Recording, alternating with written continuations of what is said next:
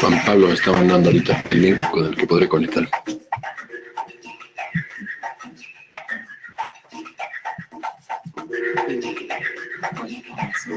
Yo la quité.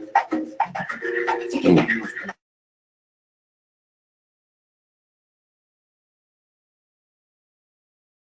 Muy buenos días, queridos idonautas. Les saluda su amiga Diana Montoya desde el Aula Virtual de Inteligencia Dental.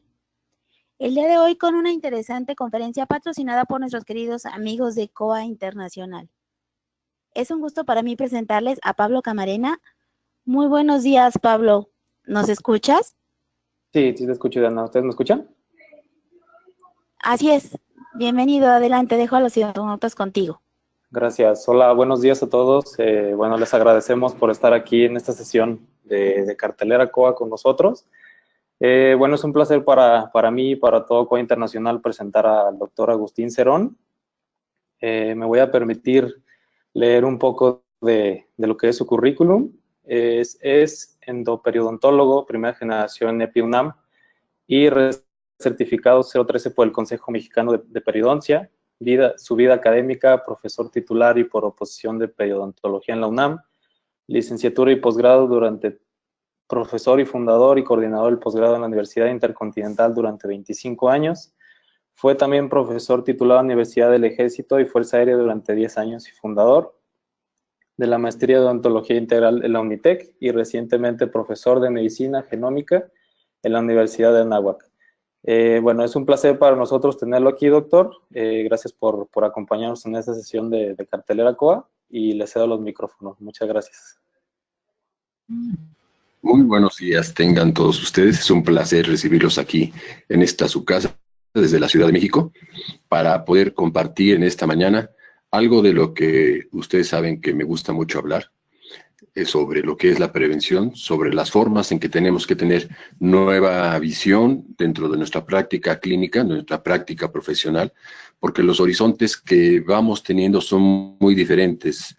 Los horizontes que nosotros vamos abriendo en base a nuestro conocimiento diario nos da oportunidad de que tengamos, obviamente, pues una visión diferente, sobre todo desde nuestro punto de vista, le diríamos una periospectiva que nos ayudará en todos los casos para poder entender qué es lo que pasa en nuestra práctica clínica. Lo primero que quiero empezar a hablar es sobre un problema que pues desde hace varios años se ha venido detectando dentro de lo que es la práctica clínica, la práctica de la medicina, que es la septicemia, que no es otra cosa más que un trastorno raro, generalmente de baja efectividad, y la educación recibida en las facultades de medicina y odontología puede llegar a conferir inmunidad de por vida frente a esta misma. Esta septicemia tiene dos columnas muy importantes que nosotros tenemos que tener muy firmes para que podamos desarrollar una práctica mucho más eficaz. Primeramente, un método científico y obviamente una ética médica. Hay muchos autores que han escrito sobre septicemia, pero particularmente nuestro amigo Gonzalo Casino de España nos habla que esta es científicas, los de la toma de decisiones que tenemos que llevar a cabo para tener salud. En todos tipos de investigaciones evaluaremos un nivel de confianza, un nivel de certeza, que puede ser alta, moderada, baja o incluso nula. Y aquí vale la pena entonces entender que lo que nosotros hablamos de evidencia no es otra cosa más que pruebas. Las pruebas científicas, estos grados de certeza que decíamos que hoy pueden ser buscados a través de este sistema que es el GRADE, o el tradicional que ustedes deben haber ya conocido desde hace varios años, organizado precisamente por Archie Cochrane, que es este centro de colaboración que nos ayuda a buscar todo lo que hay en cuanto a las investigaciones clínicas, en las investigaciones en odontología particularmente tenemos también esta área, en esas referencias que ustedes verán abajo, para que se tomen en cualquier momento pues la oportunidad de poder revisar todo lo que va relacionado a revisiones sistemáticas de la literatura para que puedan tomar decisiones inteligentes. Ahora, hablando de historia, nosotros sabemos que en el área de nuestra especialidad, la periodontología, pues es un proceso de evolución traslacional. Y este proceso de evolución traslacional quiere decir que hemos dejado de estar girando en un solo eje como tradicionalmente lo hacíamos. Y al cambiar de posición en este movimiento de traslación, tenemos una oportunidad de reconocer nuevos conceptos. Entonces, en el caso de periodontología, si ustedes ahorita revisaran en un buscador Google la palabra periodontología, van a ver que encuentran más de 483,000 resultados en tan solo 39 segundos. Esto entonces nos da pauta a entender que la periodontología ha cambiado muchísimo de lo que es la odontología desde sus inicios en la época de Pierre Fauchard. Desde hace 286 años traemos nosotros un título que es el de cirujano dentista. Y ahora como especialistas, como periodontólogos, como endoperiodontólogus, pues tenemos una visión también diferente en base, obviamente, a la actualización de libros. Por ejemplo, cuando yo estudiaba, teníamos la 4ª edición del libro de Glickman. Ahorita pues vemos que estos libros han cambiado, igual como el libro de Linde, que también ahora con 2 tomos muy importantes. En uno de ellos, en el segundo tomo, hay un capítulo que me llamó muchísimo la atención y sobre todo me alentó muchísimo en lo que ha sido mi filosofía de prevención, porque incluye en este segundo tomo un capítulo que se llama La entrevista motivacional. En esta mañana vamos a tocar un poco de este tema de la entrevista motivacional, porque el tema en general de prevención va enfocado a lo que nosotros tenemos que ir cambiando de los conceptos tradicionales de lo que es el control de placa. Les recomiendo que vean, por ejemplo, ustedes este otro libro que también decíamos de la Fundación Esteve, escrito por Gonzalo Casino, sobre septicemia, para que se hagan las preguntas relacionadas a que no te creas todo lo que te digan, elige libremente, busca la evidencia, busca por ti mismo y desafía, cuestiona todo, no te creas todo lo que te digan. Tienes que tener necesariamente un marco de referencia conceptual que te ayude a reconocer qué es lo que está faltando de conocer en nuestra práctica, que esto es lo que nosotros nos estamos encontrando desafortunadamente de una manera continua. Pacientes que llegan a buscar una atención y que así como ustedes ven en esta cajita infeliz que nos lleva el paciente con lo que es la historia de su enfermedad, así como ha perdido dientes, ha perdido también implantes, así como usaba prótesis removibles pequeñas, ha tenido que usar prótesis removibles grandes, y que al final de cuentas, pues lo que entendemos que algo está faltando.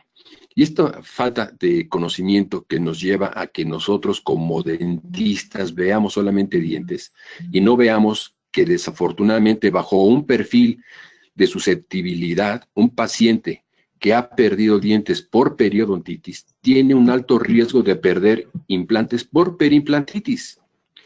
Ya en otra sesión podremos platicar muchísimo sobre implantes, porque hoy pues, vemos que desafortunadamente como ha surgido la periodontología también paralela, ha venido surgiendo de manera, pues, como si fuera espuma, la implantología. Y la implantología, tristemente, está cayendo en la implantomanía.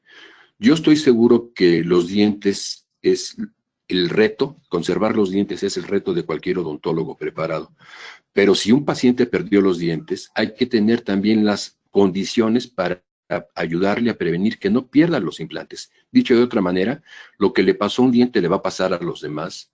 Lo que le pasó a un diente le va a pasar a los implantes si no modificamos factores de riesgo. Es por eso es que es muy importante que entendamos que un paciente puede tener enfermedades, pero desafortunadamente el odontólogo, el dentista que sigue viendo dientes, tiene una septicemia crónica generalizada. Y esto, pues, si entendimos, por ejemplo, conceptos tan tradicionales de uno de los inventores más importantes de nuestra historia moderna, como es Thomas Alva Edison, decía que el doctor del futuro no dará medicinas, sino que interesará a sus pacientes en el cuidado del cuerpo humano, en la dieta, en la causa y en la prevención de la enfermedad. Entonces, la prevención funciona con educación. Bien lo dijo alguna vez parafraseando también a Abraham Franklin, decía, vale más un gramo de prevención que en este caso 1 kilo de curación. En la introducción a la periodontología, nosotros vemos que hemos evolucionado de tal manera que no es lo mismo la parodoncia que a nosotros nos enseñaron cuando éramos estudiantes, a la periodontología que hoy seguimos estudiando y aprendiendo. ¿Cuál es la diferencia? Periodoncia, parodoncia, un término arcaico, periodoncia, la práctica clínica, y periodontología es la ciencia que da evidencia para que sepamos qué vamos a hacer de manera eficiente en nuestra práctica clínica. Entonces yo por eso divido que las eras de la periodontología contemporánea han sido precedidas principalmente de la era periodontozoica, donde empiezan a surgir una gran cantidad de estudios longitudinales, y la era del parodontauro, donde empiezan precisamente a basarse pues toda la gran cantidad de procedimientos resectivos los que pasaron en esa época al tratamiento de una enfermedad en el siglo XIX que fue llamada piorrea. Entonces, si nosotros ya sabemos desde hace muchos años que ha venido creciendo el concepto de la globalización no solamente va en la cuestión económica o política. La globalización también va en el concepto de lo que es nuestro conocimiento. Y sabemos que si nosotros hemos abierto nuestra mente, también tenemos que derrumbar muros. Así como se eliminó una cortina de hierro, así como se eliminó un muro de piedra, así como se eliminaron monumentos de las plazas rojas, era el momento que se llamó el Glasnost, la apertura al cambio. Y así como entonces a Mikhail Gorbachev se le ocurrió llamar la época de la perestroika, yo también decía, ¿por qué no cambia la odontología si hay gran cantidad de evidencia que nos dice que tenemos que quitar esos muros de piedra, esas cortinas que no nos dejan ver que lo que le pasó a un diente le va a pasar a los demás, y que todas las bolsas que tuvieron 7 milímetros o más, algún día fueron de 3 milímetros o menos? Entonces, en este pequeño repaso de la historia de la odontología, pues a nosotros nos enseñaban a hacer gingivectomías con las técnicas de Crane y Kaplan, marcar los puntos sangrantes con el CK1 y el CK2, y después ponernos a cortar encía. Era la época de la filosofía de bolsa cero. En esta época, entonces, el tratamiento de enfermedades periodontales era principalmente el erradicar las bolsas. Era el concepto inicial de tratamientos resectivos. Pero en la era periodontozoica empiezan a haber dos situaciones que son determinantes en el cambio de la odontología actual.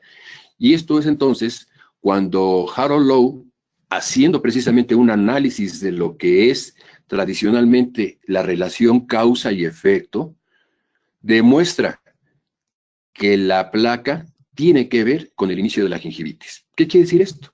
Que antes de Harold Lowe se discutía todavía si la gingivitis era la que hacía que llegaran bacterias o eran las bacterias las que producían la enfermedad.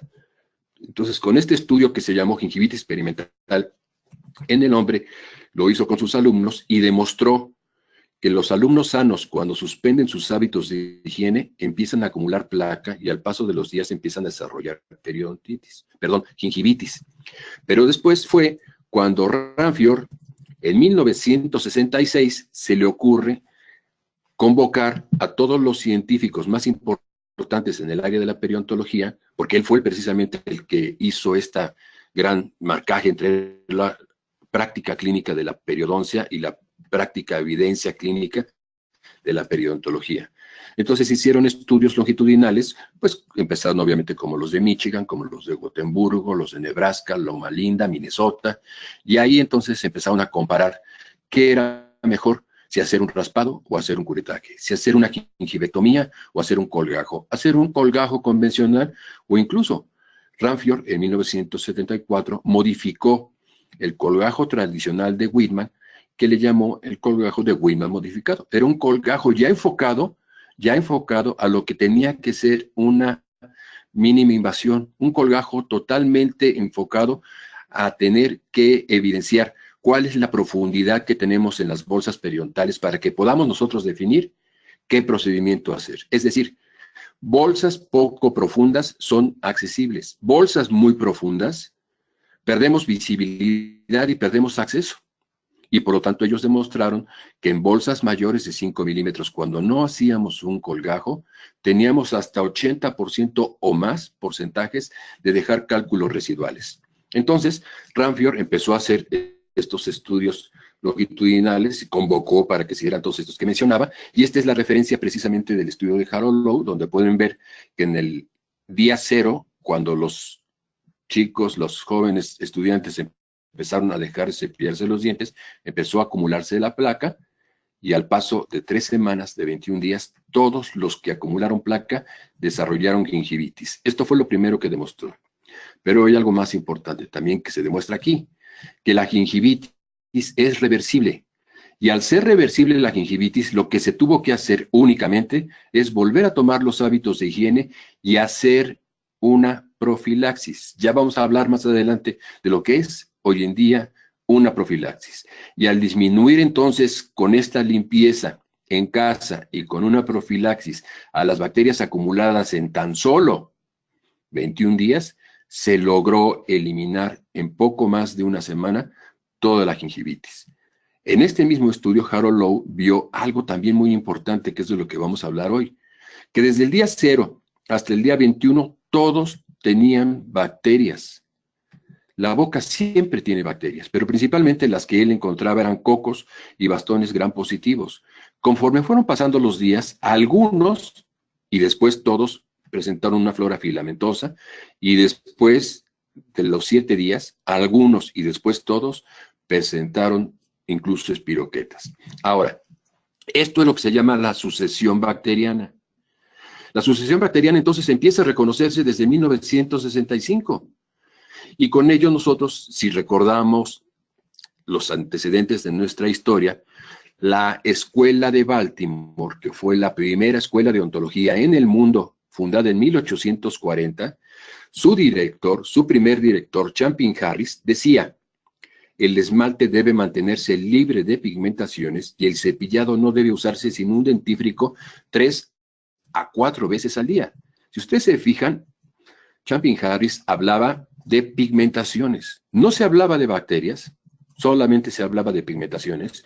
Y en esta imagen que ustedes ven de la época precisamente de esta escuela de odontología, pues así eran los cepillos y así eran los lavabos. No había baños en esa época. Sin embargo, pues sabemos que esta costumbre de estarse limpiando los dientes, pues de una manera, digamos, poco evidente de funcionalidad, vamos a ver que entonces cuando Axelson y Linde entienden este concepto de Harold Lowe y dice, ¿cómo estamos recomendándole a los pacientes que vengan cada 6 meses? Si Lowe nos está demostrando que en 3 semanas después de una limpieza se puede empezar a acumular placa y con ello gingivitis. Y ellos toman entonces el primer estudio que se hace en niños preescolares, donde las higienistas empiezan a ir a las escuelas de los niños. Hacen 2 grupos. El grupo control, que es los niños que van a ir con el dentista cada 6 meses, y el grupo experimental, que son las higienistas que van a ir con los niños cada 2 semanas a revisar cómo está su nivel y su control de placa. Y no les dicen a los niños, límpiate los dientes, les enseñan a limpiarse los dientes. La prevención no funciona sin educación. Y con ello entonces, pues si nosotros vamos viendo en este proceso de evolución, en 1891, el famosísimo Willoughby Dayton Miller el que habló por primera vez de la teoría citogénica de la caries, él decía que la boca humana es un foco de infección. Esto también es un tema muy importante hoy en día, porque sabemos que las bacterias que viven y se desarrollan en la boca no se quedan en la boca. Con las teorías de los gérmenes, pues venidas precisamente de Robert Koch, de Louis Pasteur y obviamente, de Willoughby Miller, que fue alumno de Robert Koch, empiezan a surgir conceptos muy interesantes. Por ejemplo, esta es una imagen de cómo Robert Koch dibujaba a la presencia de bacterias, cómo podían entrar en los lechos sanguíneos y empezar a crecer y proliferar. Y esta es una imagen de cómo conceptualizamos nosotros ahora las bacterias que se organizan en un biofilm que no solamente tiene bacterias, sino que es un biofilm microbiano. Hablando de Axelson, que es pues el gurú de la prevención en realidad, él nos dice en una de sus últimas publicaciones que la periodontitis puede ser prevenible y que si nosotros vemos también este nuevo libro que les recomiendo mucho, salió ahora en el 2015, de Frank Scanipiglieco, que nos dice todas las preguntas que a lo mejor no han sido respuestas en periodontología y que nos pueden ayudar a entender precisamente cosas tan importantes como esta, que el biofilm microbiano de los dientes que no se ha desorganizado por más de 2 días son determinantes para desarrollar gingivitis. Harold Lowe lo dijo en 1965, el solo acúmulo de placa en los primeros días es un estado prepatogénico de la gingivitis, es decir, cuando se empiezan a acumular bacterias, se empieza a desarrollar una gingivitis subclínica. Estamos en el momento de lo que es la prevención primaria. Entonces, Harold Lowe, en el estudio del 65, luego después la segunda parte, en este estudio en el 66, donde empiezan a llevar la evolución longitudinal, donde entendemos que no es lo mismo las bacterias de salud que las bacterias de la gingivitis, empiezan a venir conceptos mucho más interesantes. Ya les decía hace rato que lo que había sido el estudio de Axelson y Linde con los niños, 30 años después, empiezan ellos a estudiar precisamente que el control de placa en los adultos que empezaron a llevar un control de placa, una caracterización de lo que es verdaderamente limpiarse los dientes, son adultos que no tienen ni gingivitis ni periodontitis. Y esto entonces es el éxito de una verdadera práctica odontológica.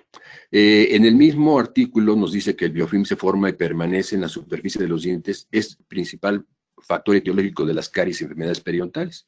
La prevención de las enfermedades periodontales y caries se debe basar en los medios que contrarresten el biofilm de la placa microbiana. ¿Por qué no está funcionando entonces lo que nosotros vemos si el paciente nos dice, doctor, yo me limpio los dientes 3 veces al día? No quiere decir que el paciente se tenga que limpiar ahora 3, en lugar de 3, 4, 5, 6 veces.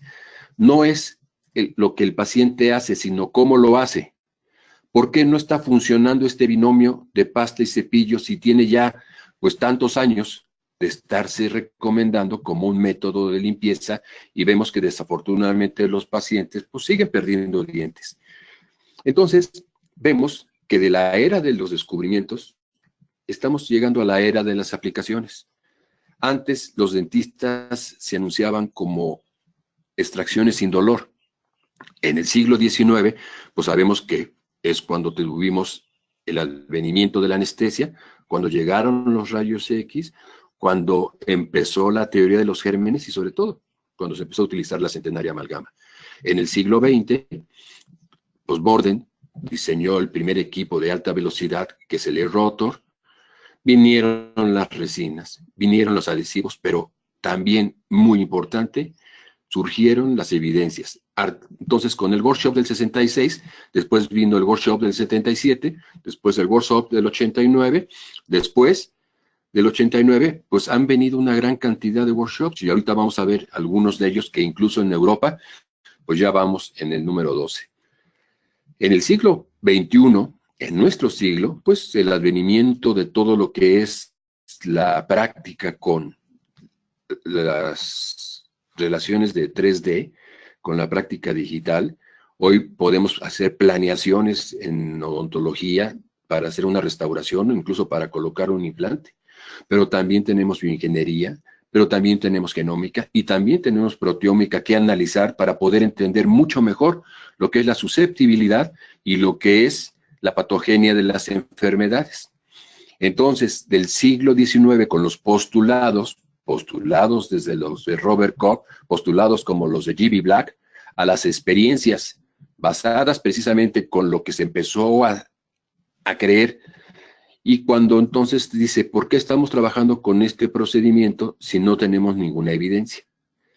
Vienen los estudios longitudinales del siglo XX para que hoy entonces todo lo que ustedes están teniendo una práctica clínica eficaz y eficiente, pues están teniendo evidencias que nos dicen que de lo que era una máxima extensión, hoy tenemos una máxima prevención y una mínima invasión. Dicho de otra manera, existe una paradoja que entendemos que a menudo en las escuelas enseñan contenidos del siglo XIX con profesores que fuimos formados en el siglo XX y que estamos dando clases a nuestros alumnos del siglo XXI. ¿Qué es lo que está pasando? Pacientes del siglo XXI que llegan con nosotros para que les podamos ayudar en sus problemas periodontales. Pacientes que ustedes pueden ver claramente han sido tratados de manera, pues, muchas veces infructuosa. Si aquí se nota que ya se hizo restauración, aquí se nota que sigue habiendo enfermedad. Es lo que les decía. No se puede pensar hoy en hacer un tratamiento de secuelas sin pensar en hacer un tratamiento de las enfermedades. Este paciente aquí pueden ver una curación y clínicamente sí se veía que se había hecho un tratamiento de conductos. Ahí se ven hasta las puntas de gutapercha. Hay algo también interesante que quiero que analicemos. Aquí estas coronas fueron hechas para tratar de cubrir la raíz expuesta. Y no hay ninguna evidencia que los márgenes que llamó en algún momento el postulado de G.B. Black de extensión por prevención nos ayuden a detener las enfermedades. Hay hallazgos localizados, como por ejemplo un perfil de bajo riesgo, de bajo a moderado, como esta chica que llegó porque traía una lesión localizada en este lugar, era un absceso, que provino precisamente después de la extracción de un tercer molar. Es muy común que cuando existen terceros molares parcialmente erupcionados, sean lugares de filtración. Y estos lugares de filtración, a la hora que se extrae el tercer molar, pues las bacterias siguieron creciendo y proliferando hasta que produjeron esta lesión localizada. Es un paciente de bajo riesgo, pero hay evidencia generalizada de pacientes que nunca han ido a un dentista. Y tenemos, así como podemos tener lesiones cariosas ampliamente extensas y destructivas, ¿sí?, con lesiones periapicales, con problemas periodontales, es un perfil de riesgo muy alto. Estos son fenotipos de vulnerabilidad.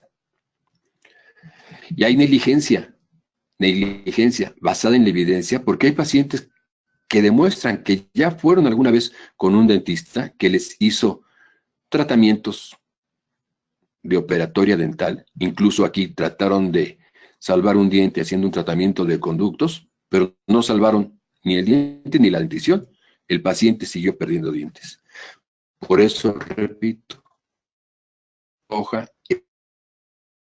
nosotros encontramos las escuelas que nos van enseñando pues conceptos que se van compartiendo de una manera, digamos, muy coloquial. El profesor es profesor por su profesión y nos platica sus experiencias.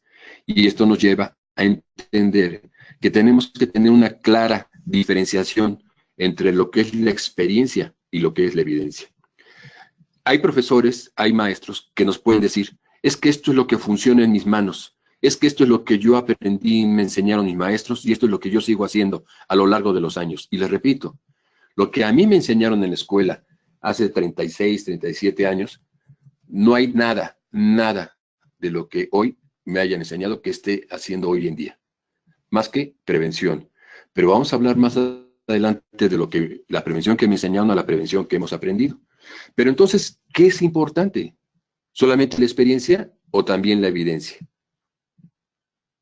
es muy importante entender que el que trabaja únicamente con la experiencia tiene el riesgo de cometer el mismo error y repetirlo con mayor seguridad. Por eso es muy recomendable que todos los que tengan una gran habilidad y por lo tanto hayan desarrollado una gran experiencia, es momento que se unan a el cambio de la evidencia. Hay que buscar que lo que nosotros hagamos tenga resultados a futuro.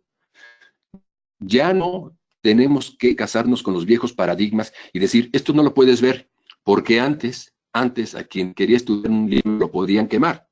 Ya no nos van a quemar porque leamos libros. Hoy toda la literatura está expuesta en los medios de internet, está en cualquier biblioteca, y ya sea por el Grade o por el COCRE, podemos nosotros tener acceso a buscar las mejores evidencias para que tengamos, pues obviamente, decisiones más inteligentes e ir cambiando las viejas costumbres de solamente hacer preparaciones de cavidades con una ontología incluso que pueda tener una mínima invasión a comparación de los conceptos tradicionales del maestro G.B. Black, que era tan didáctico este profesor G.B. Black, que llevaba hasta sus modelos para que sus alumnos pudieran tener una idea clara de cómo preparar cavidades.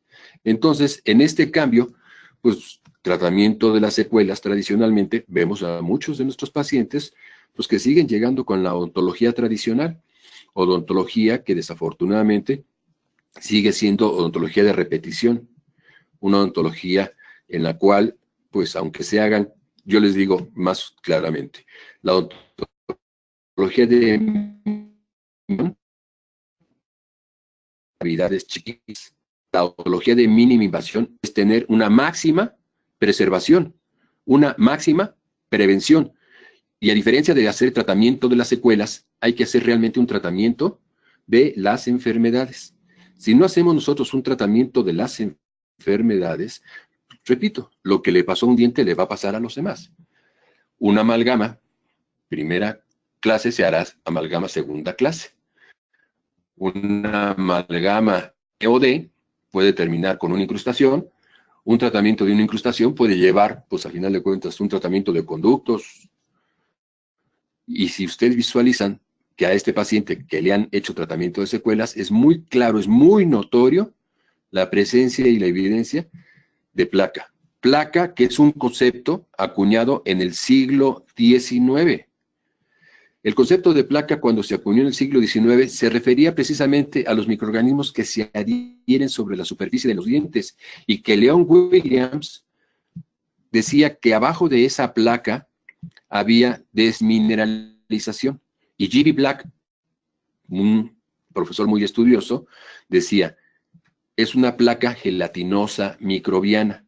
Y por lo tanto, entonces, en lugar de G.B. Black, que nos decía hay que hacer prevención, hay que hacer extensión por prevención, el paradigma se cambia que hay que hacer prevención de la extensión. Simplemente cambiando el orden de las palabras, cambiamos también la filosofía de nuestros tratamientos.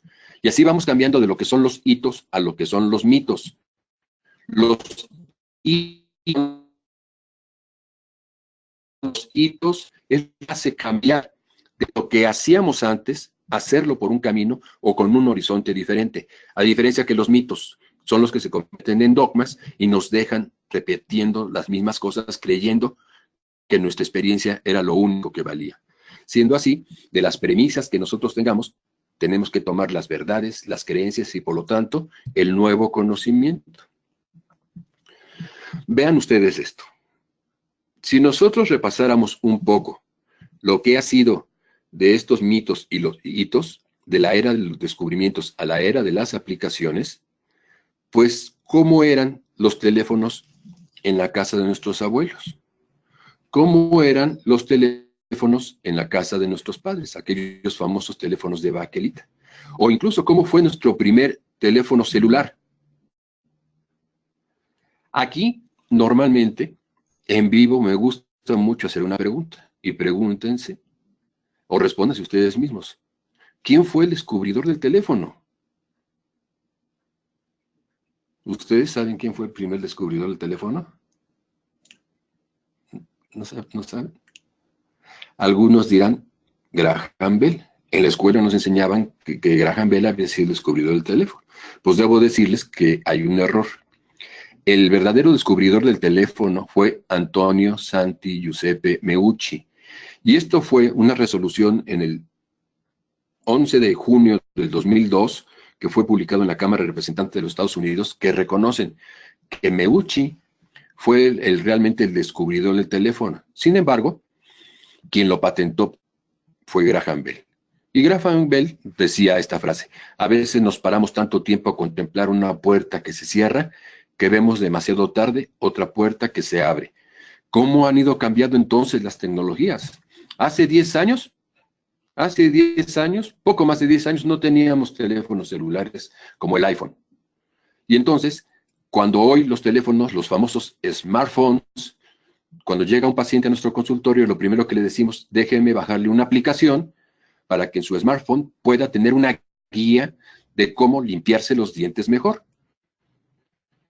Esta es una idea, entonces, que viene cada día evolucionando y que incluso hoy hay cepillos que nos ayudan a tener las aplicaciones que podamos bajar en cada uno de los teléfonos. Incluso pues ya próximamente la tendremos para el iPhone, el iPhone X, para que nosotros podamos guiarle al paciente con estas aplicaciones y tenga un recordatorio, que tenga una forma de cómo llevar mejor su control de placa.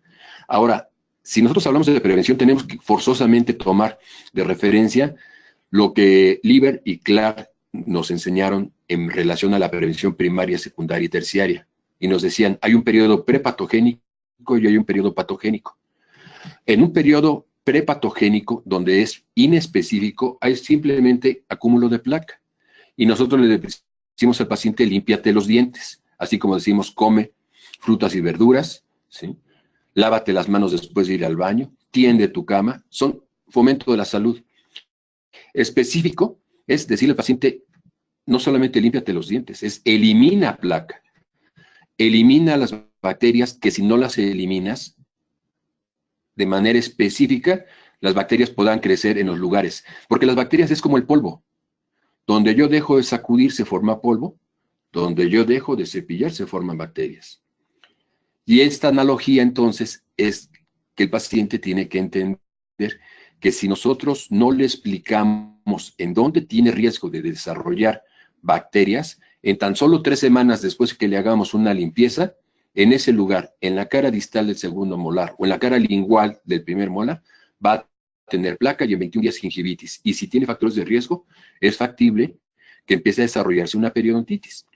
La gingivitis y la periodontitis leve pueden entrar en la fase clínica inicial, diagnóstico temprano y tratamiento oportuno. Pero si la periodontitis llega a una fase clínica avanzada, tenemos que hacer limitación del daño. Es igual cuando tenemos una desmineralización, que es el diagnóstico temprano en la lesión cariosa, y cuando tenemos que empezar a abrir cavidades. Y cuando hay que hacer reconstrucciones, porque tenemos que llevar una evolución de tratamiento de secuelas con una rehabilitación. Esta misma tabla, explicada con los conceptos de patogenia de Page y Schroeder, la lesión inicial, la lesión temprana, la lesión establecida y la lesión avanzada, nos dice que los pacientes que no sean tratados de manera oportuna, aunque le hagan rehabilitaciones con los materiales que ustedes mejor crean que son los mejores, van a terminar en estas condiciones, que es el caso clásico de la periodontitis en estado terminal, que son las secuelas del padecimiento, y le decimos al paciente: bueno, pues si perdió los dientes, ahora podemos ponerle implantes. ¿Cuáles son entonces las condiciones que estamos viviendo hoy en la mayoría de las escuelas de odontología? Que mientras que en Estados Unidos pues son escasamente poco más de 60 escuelas de odontología, aquí ya son más de 130 escuelas de odontología. Y todas ellas, yo revisé pues la mayoría de las escuelas de odontología que tienen programas en internet, y esto es más o menos un promedio de lo que tenemos en las escuelas de odontología en el siglo XXI, donde vemos que entre rehabilitación y áreas quirúrgicas, básicas médicas, básicas odontológicas y solamente un 8% que se atiende a la prevención. Solamente un 8%. ¿Por qué? Porque todavía, como en el siglo XIX, siguen pidiendo de básico de exploración el famoso 1×4. El 1×4 no es porque sea una multiplicación muy fácil, porque yo les pudiera decir que es más fácil multiplicar el 1×1. Y el 1×1 es una sonda periodontal por cada espejo que ustedes tengan. Este 1×1 nos puede ayudar a guiarnos a que si el paciente quiere conservar sus dientes, los conserve en su boca. No, aunque estén restaurados, estén enfermos, porque pues vean la notoriedad. Cómo fue restaurado este diente y cómo fue destruido por bacterias, porque así como hay bacterias que son cariogénicas, hay bacterias que son periodontopatógenas. Y con estas mismas características, si hacemos un análisis de lo que es la prevalencia de las enfermedades periodontales en México, en un estudio que hicimos nosotros en el 2006, fueron más de 35,000 pacientes, pero cuando se hicieron estas gráficas ya no se movieron después de los 32,000 que teníamos en la base. Fíjense bien, 9 de cada 10 pacientes que se revisaron de esta muestra, es decir, el 92%, tenía algún tipo de enfermedad periodontal. Algún tipo de enfermedad periodontal. ¿Qué enfermedad periodontal podían tener? Principalmente gingivitis, los pacientes jóvenes, ¿sí? Pero vean, si nosotros sumamos las fases de las periodontitis en leve, moderada o severa, el 54% tenía periodontitis. Más de la mitad ya tenía periodontitis. Entonces, este es otro paradigma que tenemos que cambiar, que la gingivitis es muy frecuente en los pacientes adultos, pero la periodontitis puede empezar en pacientes jóvenes. Y por eso ya se le cambió el nombre de periodontitis del adulto y se llama periodontitis crónica. La periodontitis crónica es lentamente progresiva. A diferencia de pacientes con alta susceptibilidad, desarrollan periodontitis rápidamente progresiva. Si nosotros viéramos una imagen entonces como esta que ustedes tienen en la pantalla, donde vemos a un paciente con tinción de placa, yo les pudiera preguntar qué es, gingivitis o periodontitis. Yo, como especialista, les puedo decir, yo no puedo distinguir una gingivitis de una periodontitis leve. Se parecen muchísimo. Se parecen muchísimo. Las dos tienen inflamación, las dos tienen acúmulo de placa, y solamente con pura evidencia nosotros pudiéramos reconocer que existe una periodontitis si hacemos una evaluación mucho más profunda, es decir, sondeo y evaluación radiográfica. Vean, por ejemplo, en Estados Unidos cambiaron también esta prevalencia. En el 2012 volvieron a hacer una publicación donde hablan que el 47%, prácticamente la mitad de los adultos en Estados Unidos tienen periodontitis. Por lo tanto, yo entiendo que la prevención no funciona sin educación. El programa de detección temprana y examen clínico motivacional es esencial para hacer un cambio en ese paradigma de lo que es la odontología preventiva. Si no aprendemos a hacer detección temprana y un examen clínico motivacional, el paciente seguirá enfermándose como se ha enfermado. Nuestra visión en periodontología es hablar de prevención o es hablar de curación. Y reconocemos que hay un impacto muy importante en el biofilm, en lo que es la salud y lo que es la enfermedad. Y cuando hablamos de biofilm, quiero que entendamos algo muy importante, que el biofilm no es otra cosa más que el neologismo de lo que se conoció en el siglo XIX como placa dental, placa gelatinosa microbiana, placa microbiana o hoy biofilm. Vamos a hablar un poquito más adelante de lo que es el biofilm y lo que es el microbioma. No podemos traducir biofilm porque se está traduciendo y entendiendo mal. Se le está llamando biopelícula. Y al llamarle biopelícula están pensando que estamos hablando de la película adquirida que fue descrita en 1976 por Maclis Garden. Una cosa son las glucoproteínas, que son las bacterias que crecen a través de la mucina salival, y otra cosa es el biofilm de las bacterias, ¿sí? Entonces, en este video, que espero que lo puedan ver, es una sinopsis muy breve.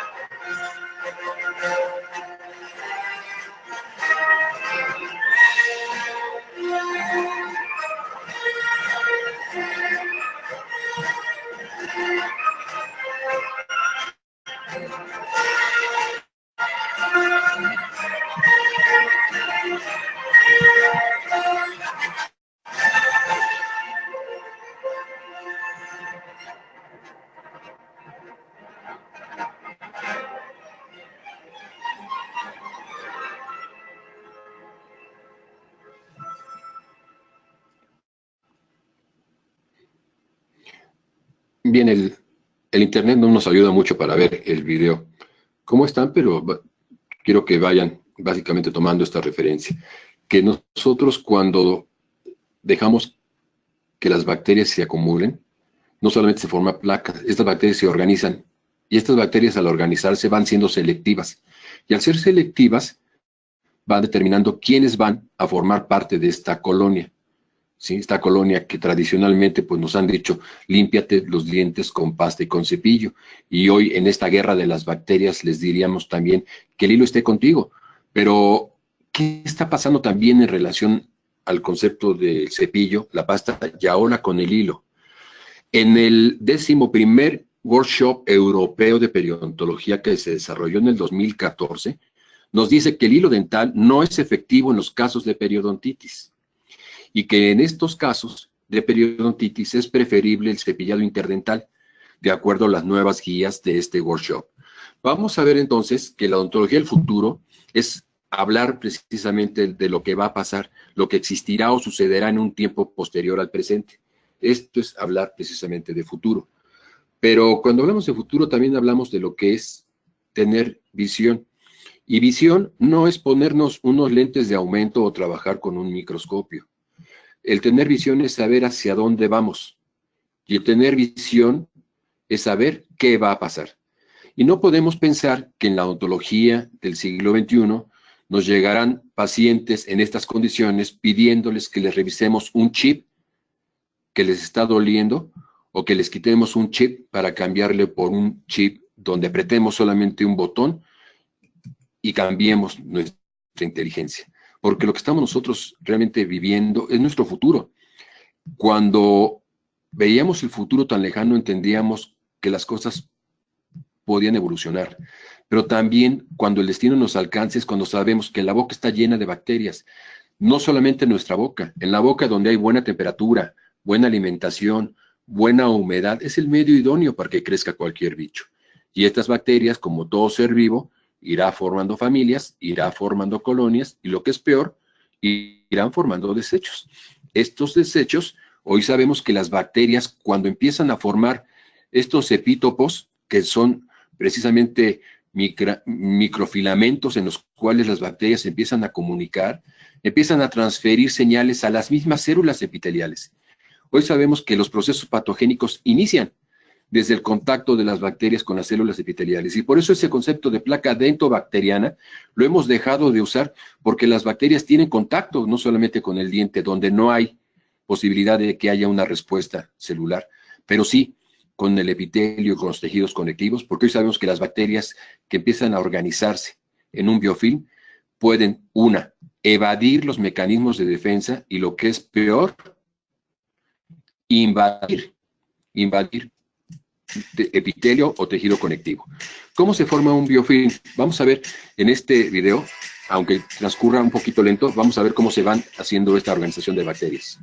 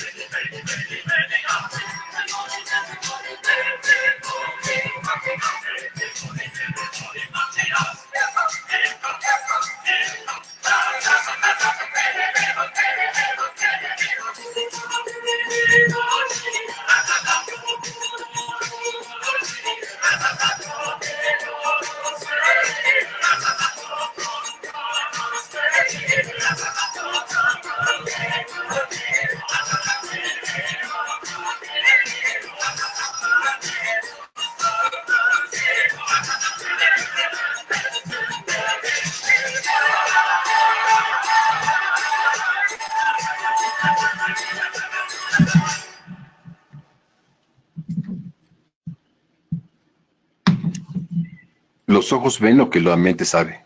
Para hacer diagnóstico es exactamente el efecto de gnosis. Gnosis es el conocimiento. Los ojos ven lo que la mente sabe porque sabemos que el que no sabe lo que busca no comprende lo que encuentra. ¿Cuántos pacientes no vemos nosotros que nos llegan precisamente con el problema de los triángulos negros?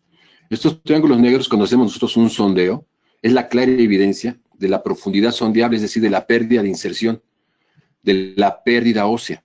Pérdida de inserción es donde antes había fibras de tejido conectivo que se han ido eliminando y donde un defecto óseo empieza a tener características propias de una periodontitis que puede ser localizada.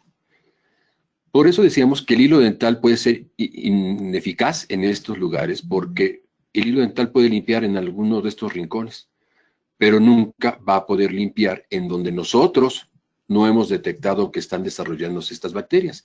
Por eso es muy importante volver a subrayar el 1 por 1, una sonda periodontal por cada espejo que tengamos, porque solo con la sonda se puede ver bien. Lo esencial es invisible para los ojos. Ustedes dirán de dónde viene esta frase. Claro, del Principito. ¿Quién no ha leído el Principito? Pero repito, si nosotros sabemos que con la sonda se puede ver bien, la sonda es los ojos del odontólogo por debajo de la encía. Y por eso yo les digo que el que esté libre de sonda, que compre su primera sonda. Volvemos a los viejos paradigmas. Pasta y cepillo y pasta. El esmalte debe mantenerse libre de pigmentaciones y el cepillado no debe usarse sin un dentífrico.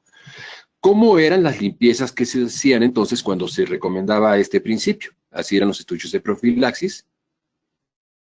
Por cierto, mi estuche de profilaxis que a mí me pidieron en la escuela, yo soy de la generación 1975-78.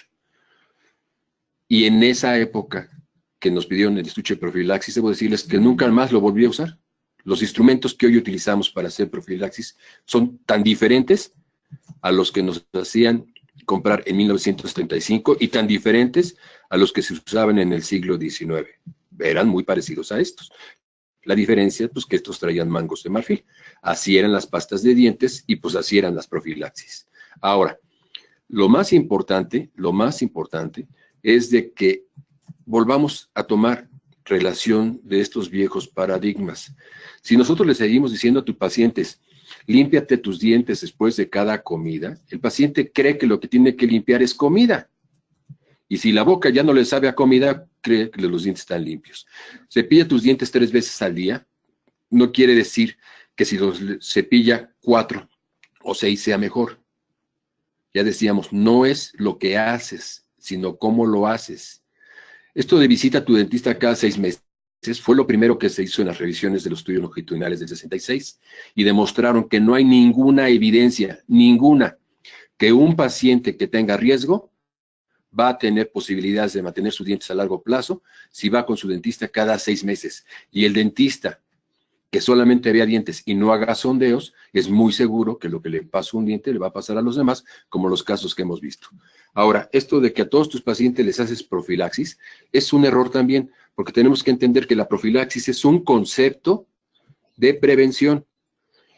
Y decir al paciente, te hago tu profilaxis y usa tu pasta y tu cepillo, es una crítica muy sana el entender que nosotros no tenemos que hacer solamente recomendación de pasta y de cepillo. Hay que hacer una prescripción como un acto médico de una receta, la prescripción, de decirle al paciente que un cepillado deficiente, sus visitas infrecuentes, una mala higiene, puede llevar al acúmulo de placa y por lo tanto a la formación de esto que es el biofilm y con secuelas del padecimiento que le haga perder sus dientes. No podemos entonces dejar de entender que hablar de control de placa no es decirle al paciente límpiate los dientes, porque va a decir, doctor, ¿y qué cepillo me recomienda? El control de placa es un proceso de enseñanza-aprendizaje donde tenemos que ver modificaciones en las pautas de conducta. ¿Qué es lo que hace y conoce el paciente antes y qué es lo que conoce y hace el paciente después? Si no hay modificaciones en las pautas de conducta, el paciente se va a seguir enfermando. Vean, por ejemplo, entonces, aquí esta curiosidad. Cómo eran los cepillos de dientes y cómo eran los lavabos.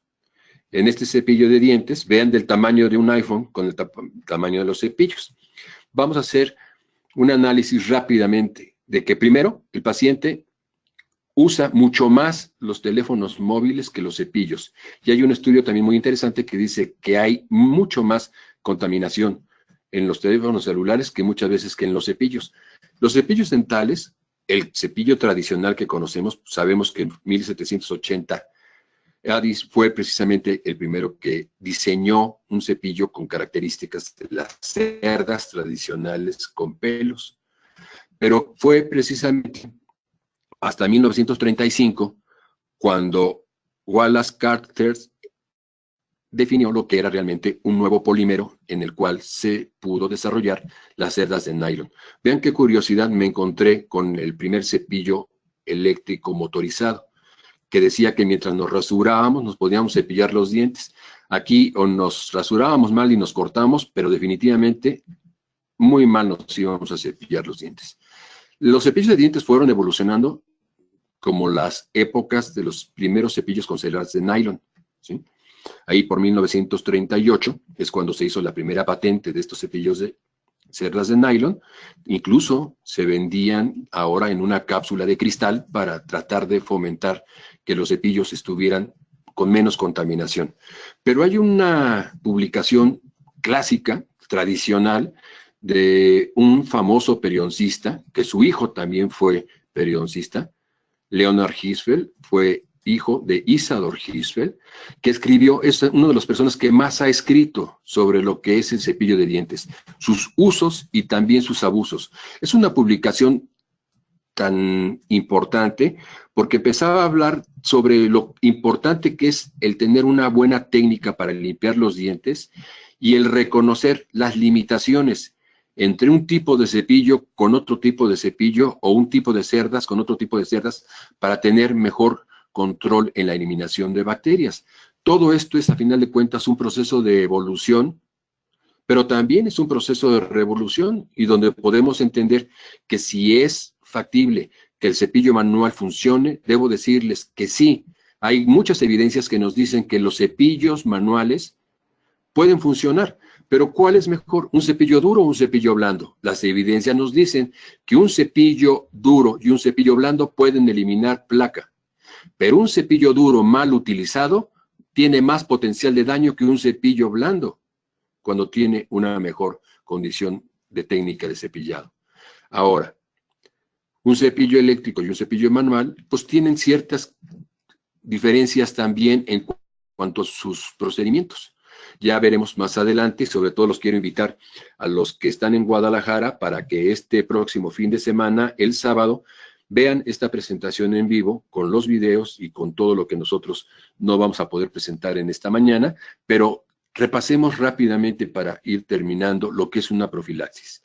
La profilaxis, en definición de medicina, es preservación de la enfermedad. Analicen qué quiere decir esta definición en medicina. Es una definición del diccionario de la lengua española. La profilaxis, como se hacía en el siglo XIX con estos instrumentos, es básicamente la misma que hacen todavía muchos de profilaxis. Pero ¿qué es entonces la palabra preservación? Preservar es proteger, resguardar anticipadamente a una persona, animal o cosa de algún daño o peligro. Por lo tanto, hay que preservar, no solamente hacer una profilaxis, es decir, el paciente vente en 6 meses, porque también han salido hoy en día una serie de cambios en las nomenclaturas que nosotros debemos de revisar en relación a los procedimientos que nos enseñaron. Por ejemplo, en la escuela nos enseñaron a hacer curetajes y a hacer legrados parodontales, así nos decía nuestro maestro. El curetaje sabemos que no tiene ninguna utilidad complementaria en estos estudios longitudinales que hablé en un principio. Y la Asociación Dental Americana y la Academia Americana de Periodontología, tal como lo hizo con la profilaxis, han eliminado el procedimiento de curetaje de su código de terminología dental del 2009-2010. Veamos entonces que el curetaje, los estudios clínicos a corto y largo plazo han confirmado que con la realización del curetaje no se obtiene ningún beneficio adicional comparado a realizar solamente un raspado y alisado radicular. Dicho de otra manera, no es lo mismo rascar la encía que raspar, alisar y pulir raíces. El raspado, alisado y pulido radicular sigue siendo la base fundamental de la terapia periodontal. Es por eso que entonces, cuando hacemos nosotros un procedimiento de raspado y alisado, hay que tener el instrumental y la instrumentación. Igualmente aquí podemos hablar que hay instrumentación manual y instrumentación ultrasónica. ¿Cuál es mejor? La que sepamos manejar. No se puede hacer una profilaxis con instrumentos que no estén indicados para profilaxis. No se debe hacer un raspado radicular con instrumentos que no estén indicados para hacer raspado y alisado radicular. En los procedimientos preventivos de profilaxis, vean en la de 2013-2014, hablan precisamente de que no todos los pacientes tienen que hacerse profilaxis porque hay pacientes que pueden necesitar otra cosa. Es decir, hay pacientes que son subtratados porque nada más les hacen una profilaxis o una limpieza profunda y dejan de hacer algo. Para el 2017 es necesario que conozcan esto, sobre todo por los que viven en Estados Unidos, lo van a tener que usar porque es a través de los reportes de los códigos de procedimientos, este nuevo código 4346, que nos dice que el tratamiento de gingivitis en boca completa con instrumentación ocurre después de la evaluación y el diagnóstico. No se debe de hacer una limpieza si no se ha hecho primero una evaluación y un diagnóstico. Este código para 2018, entonces digo, será obligatorio y poco a poco pues lo tendrán que ir revisando. Ahora, algo también muy importante que hablan en este código, que antes que nos pongamos a revisar hay que limpiar los dientes. Hay que limpiar y quitar la mayor cantidad de placa y cálculos para que podamos entonces empezar a revisar algo. Algo que es muy importante, que mencioné también en una de las columnas del escepticismo, es la veracidad que tenemos que tener cuando aplicamos nosotros nuestra ética. El 150 años del Código de Ética de la Asociación Dental Americana nos dice en el capítulo, en la sección número 5, que hay que hablar con el paciente con veracidad, con la total verdad, tanto en la representación de lo que nosotros le vamos a decir que tiene, como en lo que le vamos a cobrar por lo que tiene.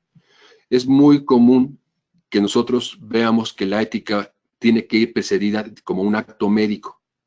El que no tenga el principio ético no puede desarrollar una buena conducta profesional.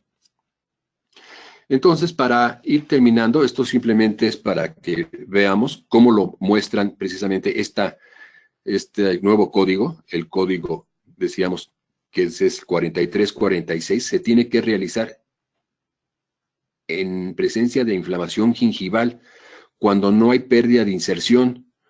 Se puede hacer profilaxis cuando solamente hay una inflamación muy localizada, pero si ya vemos inflamación generalizada, se tiene que hacer una limpieza de boca completa y evidenciar que no hay bolsas y evidenciar radiográficamente que no hay pérdida de inserción. Y se tendrá que hacer entonces un tratamiento de raspado y alisado radicular en los casos de periodontitis cuando tengamos bolsas accesibles y una cirugía periodontal cuando tengamos bolsas más profundas. Entonces, así, en el árbol de decisiones de estos procedimientos, pues la evaluación y el plan de tratamiento es esencial. No se puede hacer un plan de tratamiento si no hemos hecho nosotros una adecuada interpretación de lo que es el diagnóstico. Diagnóstico anatómico, diagnóstico etiológico y sobre todo un diagnóstico enfocado a lo que es la enfermedad con su nombre y apellido.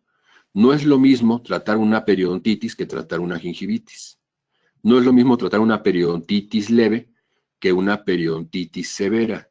No se trata igual una periodontitis crónica que una periodontitis agresiva.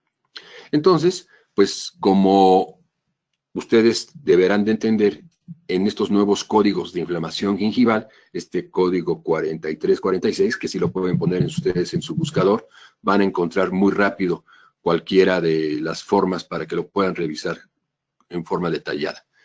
Y entonces, así como vemos lo que sabemos en relación precisamente de la boca de los errores, que nos vamos yendo a la boca de los horrores, pacientes que han sido tratados con odontología convencional, que lo que le pasó a un diente le sigue pasando a los demás, o pacientes que andan buscando según una mejor estética, como esta señora que me decía, es que mi dentista me hizo esto para cerrar este espacio, y ahora quiero ver si me puede hacer aquí otro diente para que ya no se me vea este espacio. Esto es desconocimiento de los pacientes, pero esto es desconocimiento de los dentistas. Un dentista que haga procedimientos como estos, pues vamos a ver que seguirán desarrollándose enfermedades y problemas periodontales tan comunes como los hemos encontrado. No hay ninguna evidencia que al cubrir raíces se proteja esto, ¿no? La boca de los errores entonces va de la máxima intervención a la mínima prevención. Y con ello, entonces, vean ustedes que en los pacientes que desafortunadamente han tenido mayor intervención, es donde vemos que ha habido la mínima prevención. Donde hay mayor cantidad de destrucción, pues son pacientes que irán perdiendo dientes. Y cuando hablamos normalmente de los casos rehabilitados y decimos el antes o el después, este es el después. Cuando no se evaluó cuáles son los factores de riesgo.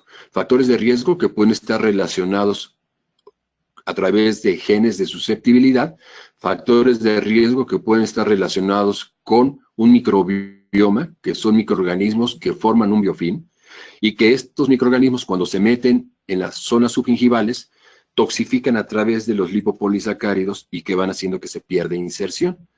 Esta formación de cálculo, pues veremos siempre cuando extraemos un diente que hay una zona de resistencia. Esta zona de resistencia, pues es a final de cuentas la que nos puede ayudar a dientes con pronósticos pobres, dejarlos en boca muchos años si hacemos diagnóstico temprano y tratamiento oportuno. Y si no, por lo menos limitación del daño. Hay evidencias que nos dicen que dientes con pronóstico pobre pueden durar por lo menos 2 años o más, mantenerlos en boca. Yo le digo a mis pacientes, ¿qué prefieren ustedes si les dijeran que van a usar silla de ruedas? ¿Empezarla a usar hoy que tiene 40 años o cuando tenga 90 o 100 años? Yo no puedo ver a un paciente que diga, bueno, córteme las piernas ahorita porque me encantaría andar en silla de ruedas. Entonces, esta es la idea, que entendamos que el proceso de evolución de la placa dental no es otra cosa más que una comunidad microbiana donde son bacterias que van creciendo y que se van organizando y que si nosotros no hacemos algo por interferir, estos seres vivos están tratando de organizarse en una colonia para poder competir con las defensas en las cuales van a intervenir. Los entornos compartidos, que nosotros también sabemos, es que las bacterias se pueden traslocar y las bacterias pueden traslocarse de padres a hijos y por eso vemos que los microbiomas normalmente son muy similares cuando se comparan microbiomas de las familias. El concepto de biofilm es un concepto, decíamos, de un neologismo que Will Consterton en 1995 publicó precisamente en relación a entender el comportamiento que tienen las bacterias como organismos vivos, como organismos procariontes, que tratan de organizarse en una sola colonia para poder ser un ente que pueda modificar sus acciones de permanencia. Siendo entonces, para que vayamos nosotros terminando, en resumen, esto es lo que es placa, lo que el paciente ve. Y aquí es cuando nosotros tenemos que empezar a utilizar los conceptos de motivación. El paciente, cuando le preguntamos si se limpió los dientes, hay que preguntarle y van a ver que la mayoría va a decir que sí se los limpia. Pero una pregunta muy importante para empezar con la motivación es ¿cuál es el motivo de la consulta? No hay prevención si no hay motivación. No hay motivación si no hacemos nosotros esto de una manera emocional y no solamente racional. El paciente no puede entender que si la lesión inicial es un periodo prepatogénico, o la lesión temprana es un diagnóstico temprano, o la lesión establecida es un tratamiento oportuno, o la lesión avanzada es una lesión severa. Lo que entiende el paciente es de que si nosotros no le mostramos lo que está haciendo mal, esto es tan lógico como lo que hemos dicho siempre en relación al cambiar. Albert Einstein decía, locura es querer lograr resultados diferentes mientras continuemos haciendo las mismas cosas. Steve Covey, en su libro de los 7 hábitos de la gente altamente exitosa, decía, si seguimos haciendo lo que estamos haciendo, seguiremos consiguiendo lo que estamos consiguiendo. Pero el filósofo de Güemes también lo dice, que si seguimos haciendo lo mismo, es porque si las cosas siguen igual, es porque no han cambiado. Entonces yo le digo al paciente, si se sigue limpiando como se ha limpiado, se seguirá enfermando como se ha enfermado. Y lo que entonces pudo haber sido la prevención primaria en una gingivitis, tendrá que ser prevención secundaria en una periodontitis y prevención terciaria en los casos de estados terminales cuando hay que hacer solamente rehabilitación.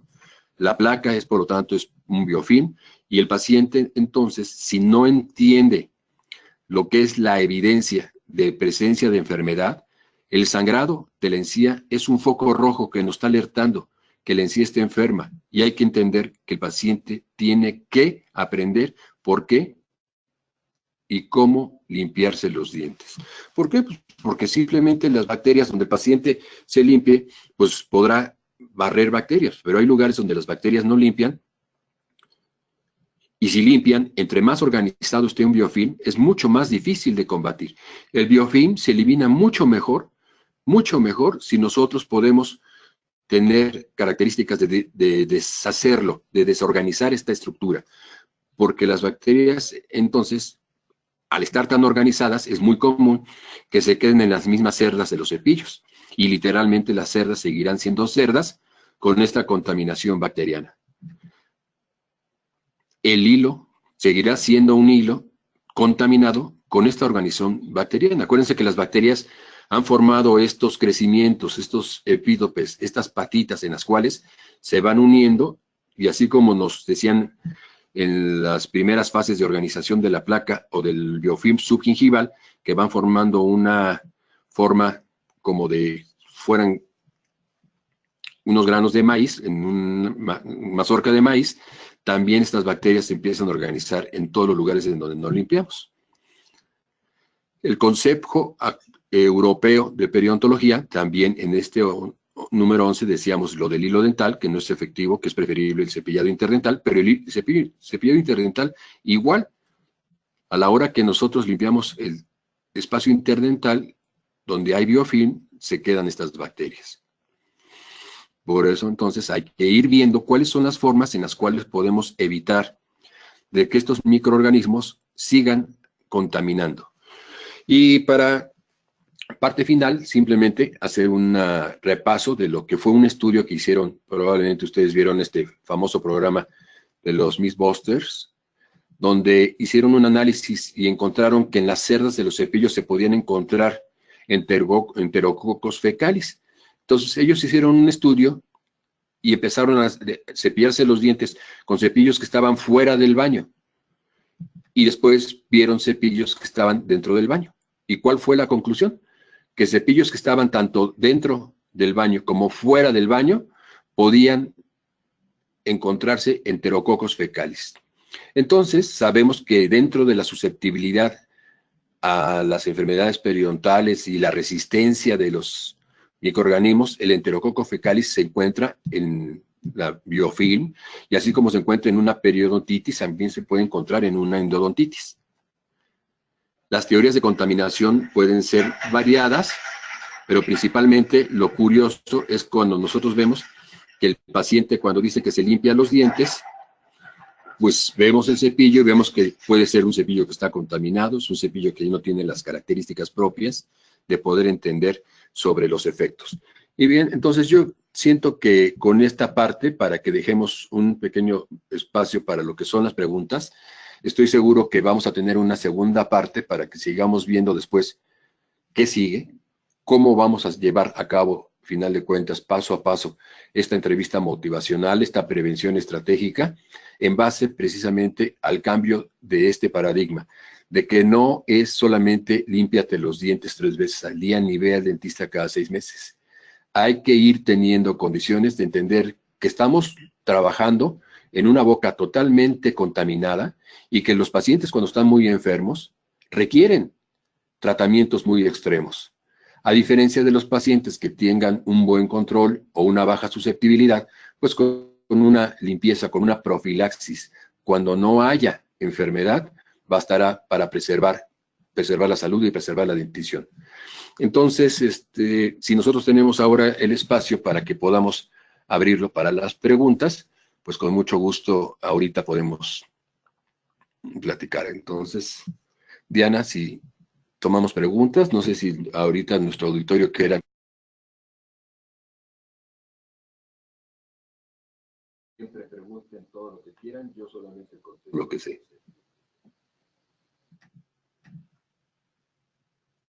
Muchísimas gracias, doctor Agustín Cerón, por esta interesante información que nos compartió el día de hoy. Gracias a nuestros queridos amigos de COA Internacional, quienes patrocinaron esta conferencia. Les recordamos, queridos idontonautas, que con su conexión en la plataforma GoToWebinar se acredita directamente su CADI y lo verán reflejado en máximo 48 horas. A quienes nos acompañan por vía Facebook o YouTube, les pedimos ingresar a www.inteligenciadental.com/CADI para hacer válida su constancia de la conferencia del día de hoy. Aquí también podrán hacer alguna modificación si es necesario en sus datos y si lo requieren podrán imprimir la relación de CADIs acreditados que tienen hasta el momento. Pablo, ¿nos escuchas? Si gustas, podemos continuar con la sesión de preguntas y respuestas. Hola, Diana. ¿Sí me escuchan bien? Sí, te escuchamos, Pablo. Perfecto. Bueno, primero que nada, muchas gracias, doctor, por la conferencia.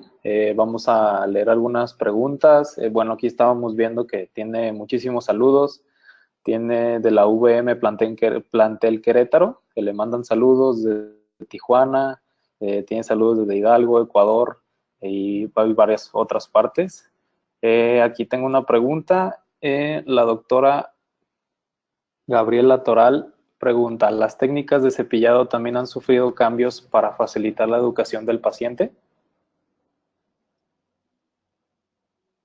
Las técnicas de cepillado, tradicionalmente, un segundo.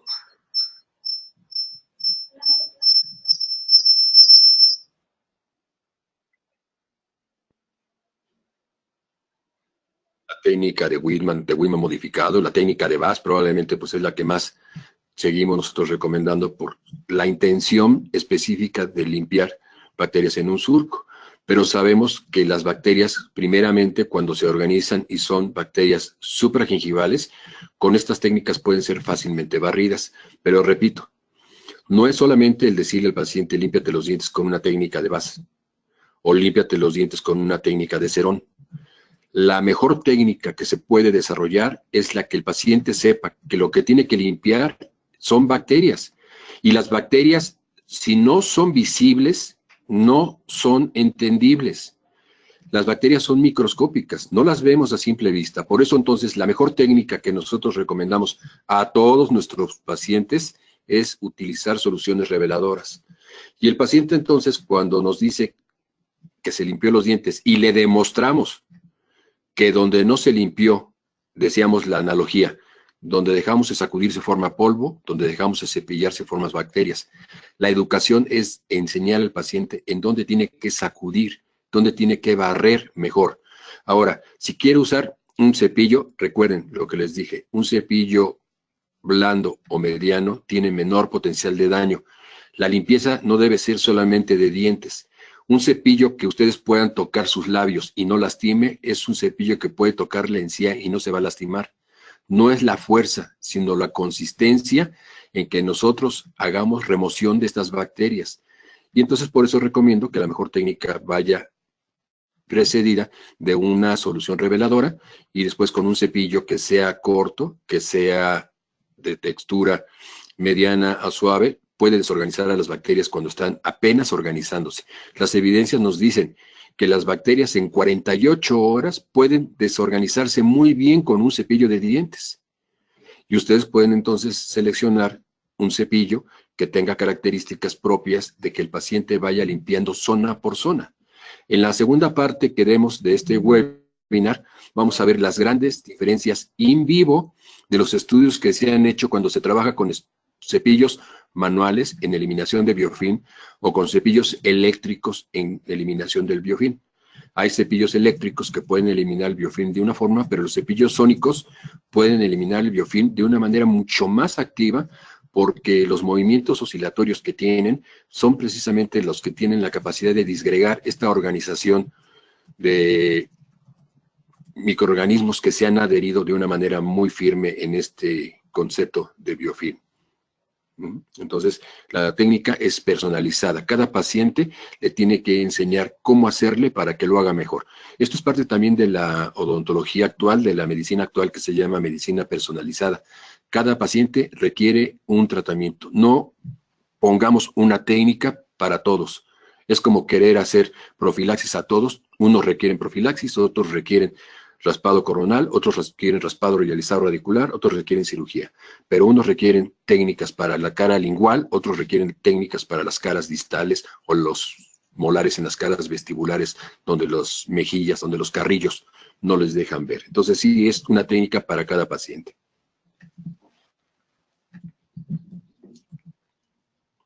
Muchas gracias, doctor. Respecto a la información que nos acaba de comentar ahorita, ¿hay algún cepillo que usted recomienda en especial? Decirles que un solo cepillo. A mí me gustan mucho los cepillos que son cortos. Me gustan mucho los cepillos que decíamos que tienen las cerdas que sean de consistencia mediana suave. Yo le enseño a los pacientes en sus labios cómo ese cepillo no raspa, no lastima sus labios. Entonces, la limpieza es dientes y encías. Entonces, si fuera por cepillos, pues hay marcas muy conocidas hoy en día, de cualquiera de las marcas líderes, tienen cepillos muy buenos. Siempre prefiero yo los más cortos. Es un error muy grande el pensar que un cepillo grande es para pacientes grandes. Esto lo hemos discutido mucho. Aunque es el cepillo que más se vende, es el cepillo que menos acceso tenga. Entre más grande sea la cabeza del cepillo, menos accesible es. Por eso es que busquemos siempre cepillos que tienen numeraciones. Por ejemplo, hay uno que tiene una numeración en el 409, hay otro que tiene una numeración en el número 35. Son probablemente los tamaños que a mi forma de ver en los tamaños de las bocas de los pacientes funciona mejor. ¿Por qué? Porque los dientes de los pacientes son del mismo tamaño que cuando les erupcionaron. Los dientes no crecen, erupcionan.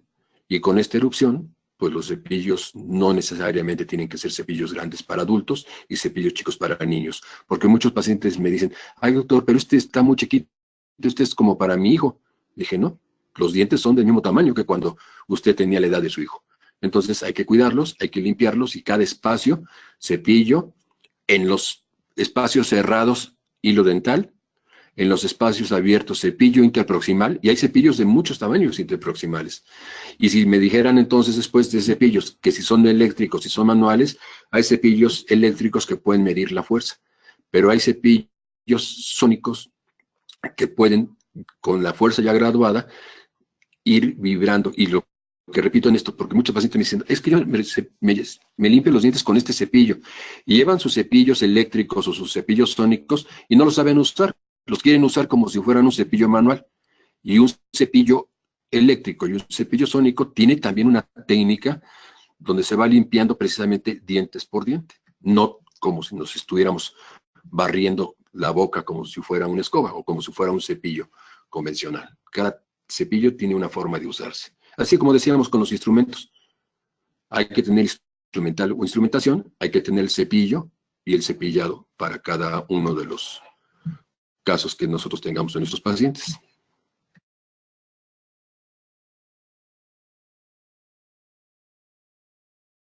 Muchas gracias, doctor. Bueno, atendemos aquí que tiene más saludos. El doctor Jorge Mesa le manda saludos desde San Luis Potosí.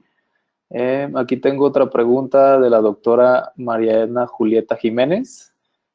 Nos pregunta, doctor, ¿qué opinión le merece el uso de palillos o gomas interdentales? Yo conozco la marca GOM y los uso de manera personal. Mi duda es en razón de que si hay pérdida ósea en el uso de este o la incrementará o la beneficia, cualquiera de las dos. La verdad, les voy a decir algo.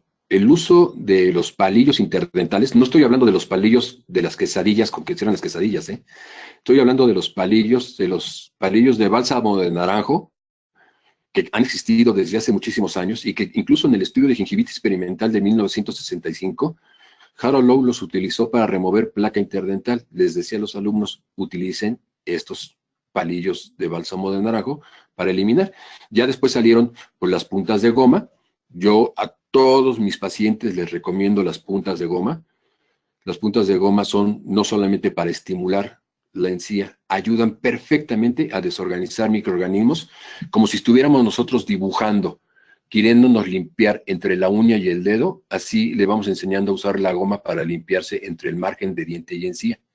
Y los palillos, que son estos de cerdas de plástico, que en ciertas marcas tienen incluso diferentes grosores, sí son de mucha utilidad. Hay pacientes que me llegan a preguntar, oiga, pero esto no me va a lastimar la encía. Claro que no. Están hechos precisamente para limpiar y desorganizar bacterias. Pero repito, un cepillo duro mal utilizado tiene más potencial de daño. Por eso no recomendamos que se limpien los dientes con un palillo de dientes, sino que lo hagan con los de cerdas de cepillos interdentales o interproximales. Entre más pequeño sea el espacio, más pequeño debe ser el cepillo. Cuando son triángulos negros muy grandes, pues así como pueden utilizar un 612, pueden usar un 614, o la graduación de los cepillos interdentales que cada quien utilice, que cada quien conozca. Muchas gracias, doctor. Bueno, tenemos otra pregunta de la doctora Alicia Loaiza, pero es también referente a los cepillos interdentales. Espero que haya quedado respondida su pregunta, doctora. Tenemos otra pregunta de la doctora Miriam Rodríguez. Bueno, le manda felicitaciones también y nos pregunta, ¿cuáles aplicaciones de control de placa recomienda? Bueno, no entiendo cuáles aplicaciones de control de placa, pero específicamente el control de placa es control de biofilm. Todos los pacientes tienen que tener un control de placa. Cuando tienen gingivitis, el control de placa tiene que ir basado, simplemente decíamos, con hilo interdental y cepillado en las zonas en donde estábamos viendo que se acumulan reiteradamente las bacterias. El control de placa nosotros lo hacemos desde el inicio del tratamiento hasta la fase de mantenimiento. Y aquí entonces vamos a hablar de que el control de placa nos sirve para la fase inicial, para empezar a educar al paciente cómo limpiarse los dientes mejor, y en la fase de mantenimiento, dependiendo del diagnóstico. Pacientes de bajo riesgo, sanos, con inflamación localizada, donde hicimos profilaxis, o pacientes con gingivitis, donde podemos controlar las bacterias en las primeras sesiones y el paciente aprende a limpiar las bacterias en esas 2 sesiones, puede regresar cada 6 meses, sin riesgo. Pero un paciente de riesgo moderado a severo, normalmente la primera cita para control de mantenimiento, donde vamos a hacer control de placa en mantenimiento, es al primer mes, porque vamos a ver cicatrización de los tejidos al primer mes, y del primer cuadrante 2 meses van a ser, porque normalmente una terapia periodontal, si dura 4 semanas, haciendo una cita de cuadrante cada semana, el primer cuadrante al primer mes de mantenimiento ya lleva 2 meses de cicatrización. Entonces, pacientes de alto riesgo, 1 mes.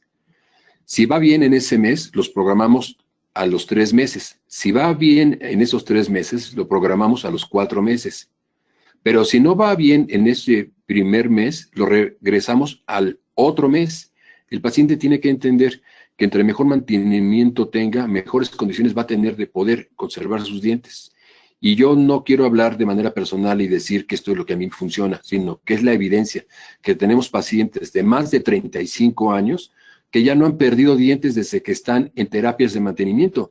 Y esto yo no lo digo nada más. Lo demuestra muy claramente en los estudios que hizo Axelson y Linde en los niños que fueron educados desde la época preescolar y que ahora a sus hijos, hoy con mis hijos, lo sabemos, no tienen ninguna lesión cariosa ni ninguna lesión de gingivitis. ¿Por qué? Porque aprendieron a controlar la placa, a controlar que no crezca biofilm. Muchas gracias, doctor. Bueno, también tenemos algunas otras preguntas de los doctores que nos están viendo desde Facebook. También le mandan saludos. Voy a leer una. ¿Cuál es la técnica adecuada de cepillado para controlar la placa bacteriana? ¿Y qué tipo de cepillo deben usar los pacientes con periodontitis? Bueno, ya decíamos, la técnica es muy personalizada. Cada paciente tiene que tener un tipo de cepillo. Ahí, en particular, yo estandarizo cabezas cortas, ¿sí? Y cerdas moderadas. Es lo mismo que les había contestado en la técnica. No sé si esta sea la inquietud.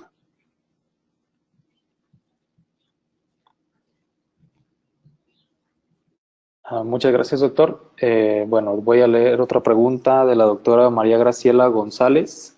Le mando felicitaciones también. Felicidades por la magnífica ponencia, nos dice la doctora. ¿Cómo sugiere que se les indique a los pacientes el uso de la tableta reveladora? En el consultorio usamos solución reveladora. Basta con 2 gotas cuando el paciente llegue. Yo uso cámara intraoral. Yo tengo más de 35 años de usar cámara intraoral. Es muy diferente la cámara intraoral que utilizaba antes con fibra óptica y luz halógena a las que usamos hoy digitales. Si el paciente lo ve, lo cree mejor. Entonces, si no tienen cámara intraoral, no se preocupen. Pueden tener un espejo. Y si su espejo es de aumento y el espejo de aumento tiene luz, es excepcional los espejos de aumento con luz para que el paciente vea en dónde están sucios sus dientes. Entonces, primero usamos solución reveladora en el consultorio, todas las citas. Cada vez que vaya el paciente, es una rutina, así como le ponemos los campos de protección, le ponemos la solución reveladora. Así como usamos un antiséptico previo antes, porque vamos a trabajar en una cavidad séptica, o así como usamos un antiséptico previo, también usamos un antiséptico después de la cita. Entonces, ya que el paciente vio cómo se pintan los dientes con la solución reveladora, les damos las tabletas reveladoras. Nosotros particularmente preparamos un kit para cada paciente. Nosotros, por ejemplo, le decimos, su tratamiento va a consistir en base a su diagnóstico. Y en base al diagnóstico le vamos a dar los elementos necesarios para que pueda controlar. Entonces hay pacientes que les vamos a poner en esa bolsita, pues los palillitos estos que tienen las cerdas verdes, o les podemos poner cepillos interdentales 612, 614, o les podemos poner normalmente a todos un número 409 que trae la punta de goma. Ese a todos los pacientes normalmente se los ponemos. Como es difícil de conseguir, el paciente siente en cierta forma motivación cuando le dice uno, te voy a dar esto para que te puedas ayudar. Y las tabletas reveladoras que nosotros le damos normalmente 4, con la mitad de una tableta de las marcas que tenemos aquí en México, con la mitad es suficiente para que la use o en la mañana o en la noche, dependiendo. Hay veces que el paciente tiene más tiempo de hacer la limpieza en la mañana y la puede usar diario, pero por lo menos una vez al día para hacer su evaluación semanal. Al principio diario, después solamente los fines de semana, en la mañana o en la noche, que él escoja. Porque a veces si le digo que lo haga en la noche llega cansado y no se limpia los dientes, pues menos usa la tableta reveladora.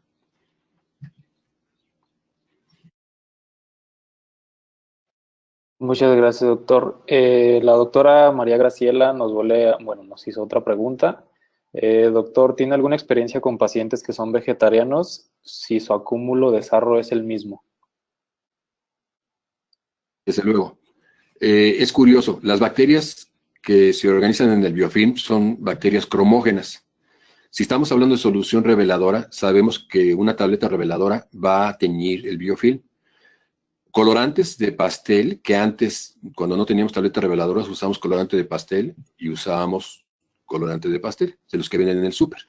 Después usábamos pues, las soluciones que son fosforescentes, las bacterias son bioluminescentes y toman muy fácilmente esto. Y por lo tanto, entonces, si nosotros tenemos pacientes que son vegetarianos, es muy común que en lugar de que tengan la pigmentación, por ejemplo, los que toman vino tinto, que toman café, que tienen pigmentaciones cafés, los que son vegetarianos muchas veces encontramos el biofilm en color verde. Es muy común de los pacientes vegetarianos. O sea, cuando el paciente veo que tiene esas pigmentaciones verduzcas y le digo, ¿es usted vegetariano o vegano? Me dijo, sí. ¿Cómo supo? Pues por el color precisamente que toman estas bacterias que no se ha limpiado. Entonces sí hay una pequeña diferencia, pero no es en todos los pacientes, pero sí lo llegamos a encontrar. Muchas gracias, doctor. Bueno, tenemos muchas preguntas. Voy a leer 2 más. De igual manera, todas las que no respondamos, si nos hace favor, se las vamos a mandar y nos las puede responder posteriormente. El doctor Raúl Espinosa nos pregunta, ¿el biofilm es afectado por problemas de respiración oral? Sí, desde luego que sí. Los pacientes que normalmente tienen respiración oral tienen obviamente pues, el problema de menor salivación. Cuando las bacterias tienen mucina, las bacterias se adhieren a través de la mucina. Y si no tienen la mucina de la saliva, ellas mismas se apresuran, como vimos en el video, las bacterias se apresuran a formar precisamente sus exopolisacáridos para poderse detener mejor. Pero sí es común que los pacientes que tienen respiración bucal o defectos en el sellado labial tengan una estructuración mucho más fuerte del biofilm porque las bacterias pues se tratan de humectar de alguna manera y esta formación de su sustrato polimérico es el que hace que se forme más rápido o más fuerte.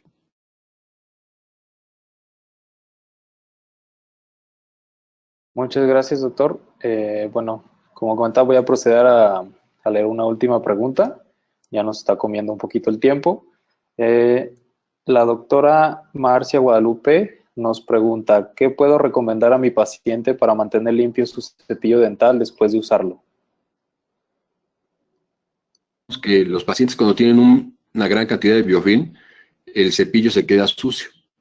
Las formas más simples es de que el cepillo sea colocado dejándolo remojar en un poco de agua oxigenada. ¿Sí? Primero lavarlo bien y después dejarlo remojar en un poco de agua oxigenada. Hoy hay técnicas incluso para esterilizar cepillos, pero, por ejemplo, esta es otra ventaja de los cepillos sónicos, que los cepillos sónicos no retienen el biofilm, precisamente por la vibración que tiene. A diferencia de los mecánicos, pues entonces, digamos, es una contaminación muy continua. Yo de todo lo que estuve hablando hoy al principio de esta charla, en la mañana subí en mis redes sociales, tanto en LinkedIn como en Twitter y en el Facebook, que es Agustín Cerón en cualquiera de ellas, una introducción para que le revisen los códigos y todo lo que he hablado aquí está también puesto en mis redes sociales para que quien quiera seguirlas revisando, con mucho gusto, ahí las dejo abiertas a públicos y a otros para mis contactos, que son mis amigos, pues tienen más información también.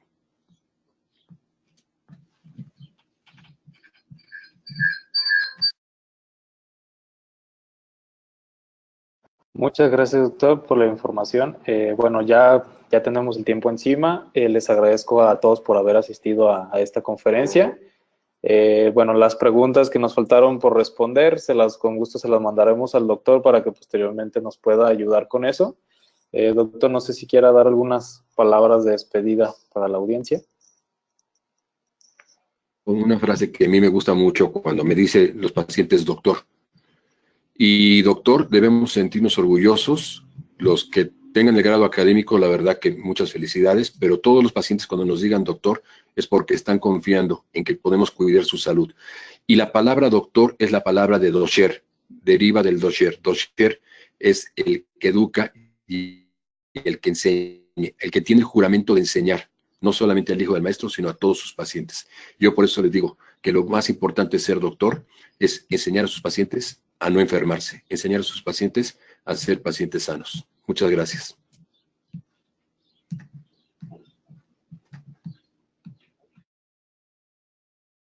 Muchísimas gracias, doctor Agustín Cerón, por esta interesante información que nos compartió el día de hoy a todos nuestros queridos odontonautas. Muchísimas gracias a nuestros amigos de COA Internacional. Les enviamos un fuerte abrazo hasta Guadalajara. Muchísimas gracias a todos nuestros queridos odontonautas que se conectan de todo nuestro país y de países hermanos latinoamericanos. Fue un verdadero placer recibirlos en esta su aula virtual y más en el ciberespacio. Les agradecemos mucho su tiempo, confianza y preferencia. Nos encantará encontrarles próximamente en esta su aula virtual para que disfruten de las interesantes conferencias que tendremos en vivo. Se despide su amiga Diana Montoya. Que tengan un excelente día. Hasta la próxima.